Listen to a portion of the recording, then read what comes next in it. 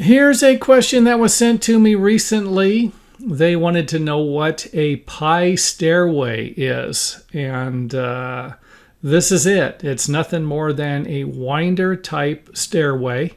And it gets its name from the treads or the steps looking like a slice of pie. And it might be a square piece of pie like this one here. But you can see here, if you put a bunch of platforms together, that might look something like a square piece of pie.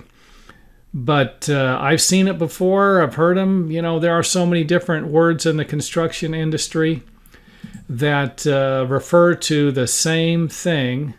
And hopefully this helps clear up a few things. Next time you hear someone say, hey, I'm looking to build a pie shaped stairway, you might not be thinking about a piece of pie. You'll be thinking about some winders.